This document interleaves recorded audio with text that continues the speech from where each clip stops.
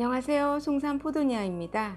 오늘은 다이어트에 관심이 있는 대한민국 모든 여성분들이라면 관심이 있어 하는 풋사과 발효 식초를 만드는 영상을 담아봤습니다. 열풍 같은 다이어트 열풍에 선두주자에 있는 풋사과, 분말도 굉장히 효과가 있지만 이 발효 식초로 만들어서 드시면 굉장히 빠른 효과를 볼 수 있다고 합니다. 제가 이전 영상에서 우리 동네 사과 농원에 가서 사과 봉지 씌우는 작업을 하고 이 풋사과를 얻어왔습니다.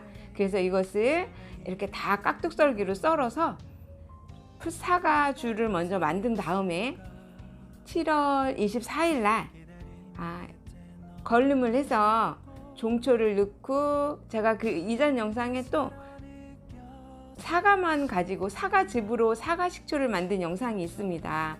사과즙으로 좀 더 빠르게 사과 식초도 만들었지만, 오늘은 제가 이 풋사과 열매를 가지고 어떻게 술을 만들고 술 만드는 과정까지 보셨고, 오늘 이번 영상에는 식초가 만들어지는 과정을 담을 것입니다. 이 담는 영상 속에서 그 식초 만드는 과정이 어렵지 않다는 거 기억해 두시고, 제일 중요한 것은 좋은 식초를 제대로 완성도 높게 식초로 발효하기 위해서는 좋은 술을 먼저 만들어야 되는 게 중요한 팁입니다. 만약에 이전 영상에 제가 술 담그는 그 과정을 한번 담은 영상을 보시고 오시면 조금 더 이해하기가 편할 것 같습니다. 이번 영상에는 그 술 발효하는 그 짧은 과정과 초발효하는 그 모든 과정들을 다 담았습니다. 첫날에 바로 그 다음 날에 초산막이 생기고, 처음 총산도를 측정했을 때 한 3.6%가 나오고, 다시 시간이 지나면서 초산막이 촘촘하게 또 그물망이 촘촘하게 변하는 모습도 보고, 어제 저녁에는 총산도가 4.2%였는데 조금 더 올려볼 욕심에 하루를 더 두었습니다. 오늘 지금 막 확인해 본 결과 수산화 나트륨이 9mg 정도가 충분히 들어가서 한 6954, 5.4%의 총산도를 가진 풋사과 발효 식초를 완성했습니다. 그 완성하는 과정이 이 영상 속에 다 담겨져 있으니까 여러분 놓치지 마시고 저처럼 간단하게 풋사과 발효 식초를 만들어서 드시면 다이어트에도 도움이 되고, 피부 미용에도 도움이 되고, 건강에도 도움이 되는 자연 발효 식초 한번 만들어 보아요.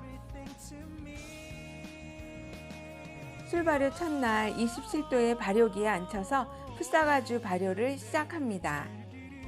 풋사과 식초 재료는 열매 4kg, 설탕 735g, 입국 200g을 사용했습니다. 하루에 한 번 정도만 잘 저어주면 됩니다. 설탕이 다 녹으면 저어주지 않아도 됩니다.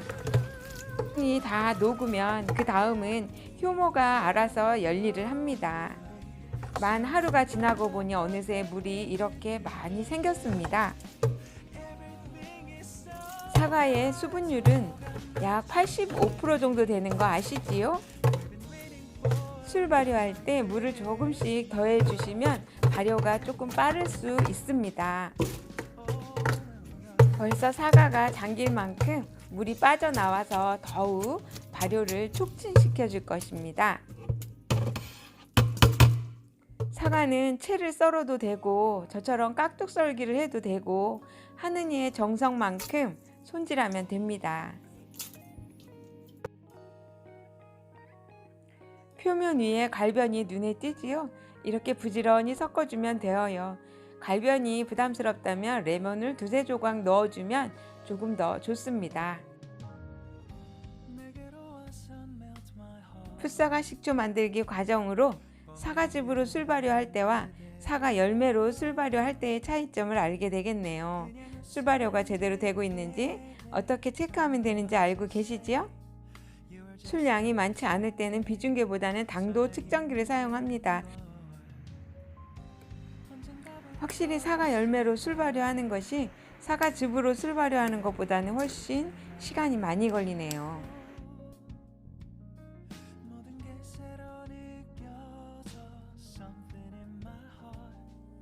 완성된 사과주는 체에 받쳐서 건지와 입국, 앙금 등을 잘 분리를 해줍니다. 사과주에서 앙금이 많이 생겨서 걸름하기 쉽지 않았어요. 그래서 걸름용 보자기를 만들어야겠다 생각이 들더라고요. 풋사과 열매를 가지고 그대로 사용한 술발효에 앙금이 이렇게 많이 생겨서 분리하는데 여간 시간이 많이 걸리네요. 이제 초항아리에 넣고 종초를 부은 후 초안치기 시작하면 됩니다. 술발효가 제로 브릭스까지 완전 발효되어 초발효는 무난하게 잘 만들어질 것 같아요.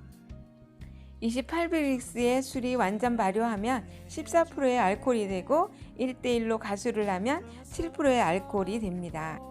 이제 종초만 넣으면 되는데 종초를 가지러 한번 가볼까요? 4.2%의 총산도를 가지고 있는 사과식초를 종초로 사용해 보겠습니다.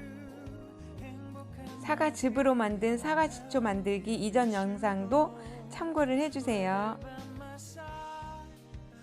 3개월이 지나서 있는지 식초는 맑아지고 풍미도 아주 좋으네요. 종초로 사용하기 딱 좋습니다. 술의 완성이 되면 식초 만들기의 70% 이상은 온 것입니다. 나머지 30%는 종초의 힘이라고 생각하면 됩니다. 그만큼 좋은 술을 만들어 놓으면 좋은 식초가 만들어집니다. 이제 초산막도 한번 띄워줘 볼까요? 이 발효 항아리는 지금 매실식초 항아리입니다. 오늘 총산도가 3.6%가 나왔네요. 저는 초발효 시작할 때마다 현재 진행 중인 식초에 초산막을 이렇게 떠다가 띄워줍니다. 초산막의 젊은 초산균의 힘은 아주 막강합니다. 빠르고 안정적인 초발효를 도와줍니다. 지금 왕성이 안정적으로 초발효 중인 초산막을 초발효 시작할 때 띄워주면 초기 초산균의 활동을 굉장히 촉진시켜 줍니다. 그래서 저는 초안치기 할 때는 항상 주변에 초산막을 자주 이렇게 사용해 줍니다. 이 작은 초산막이 내일이면 표면 전체를 덮을 것입니다.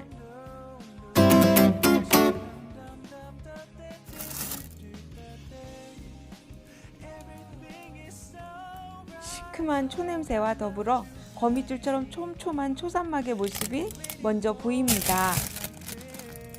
이렇게 초기 초산막만 보아도 식초의 발효가 안정적으로 잘 진행되고 있다는 것을 알 수 있습니다.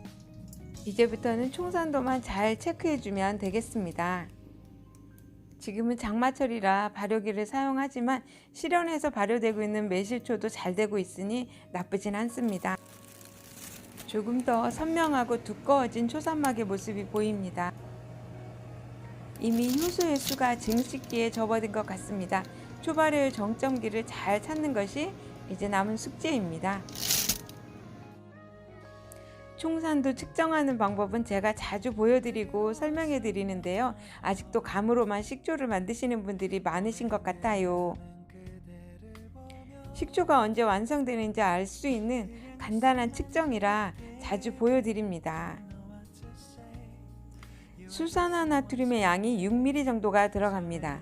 6 곱하기 0.6은 3.6, 투입량에 0.6을 곱해서 3.6%의 총산도를 확인하면 됩니다. 초발효 4일째 풋사과 식초의 총산도는 3.6%입니다. 3.6%의 식초의 맛이 어떤지 시음도 한번 해볼게요. 강하게 톡 쏘는 맛은 없지만 분명 식초의 신맛은 나기 시작합니다. pH 산도로 보자면 3도는 좋게 나올 것입니다. 식초의 산도와 총산도는 다르다는 것을 알고 계시나요? 식초의 산도는 보통 2.5에서 3.5도 사이에 나오고요. 총산도는 100ml 안에 들어있는 유기산의 함량을 뜻합니다.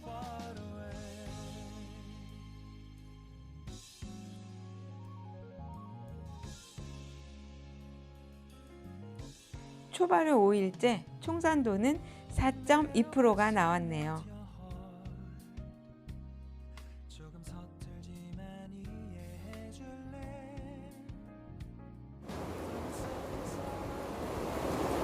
풋사과 발효 식초가 완성이 되었으니 이제 발효 항아리에서 꺼내서 숙성통으로 옮겨 보겠습니다.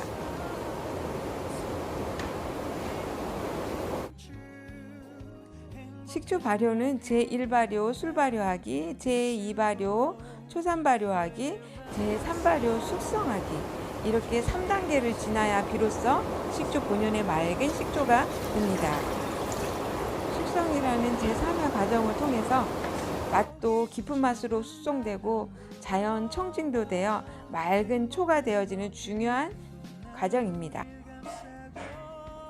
네, 오늘 드디어 이렇게 풋사과 발효 식초가 완성이 되었습니다. 제가 지금 막 항아리에서 이제 발효조로 옮기고 시음을 하기 위해서 좀 떠와봤는데요. 이렇게 미색을 띠면서 사과 본연의 색깔도 그대로 살아있고 향은 원액 식초가 주는 그 자극적인 향이 그대로 느껴집니다. 총산도 검사해서 약 9mg가 들어갔지요. 수산화나트륨이. 그러면 약 5.4%의 높은 총산도로 자연 발효 식초를 완성했는데요. 이 풋사과 식초 그냥 간단하게 저 같은 경우 다이어트를 위해서 마시는 풋사과 발효 식초니까 다른 건 일체 넣지 않고 이렇게 물만 준비해 주시면 물에 희석해서 한번 맛을 보겠습니다. 일단 처음에 양을 그렇게 많이 넣지는 않을게요.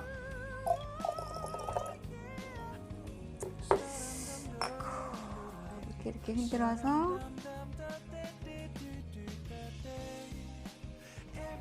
맛을 한번 보겠습니다. 조금씩 식초를 물에 타가면서 기호에 맞도록 하시면 될 것 같습니다.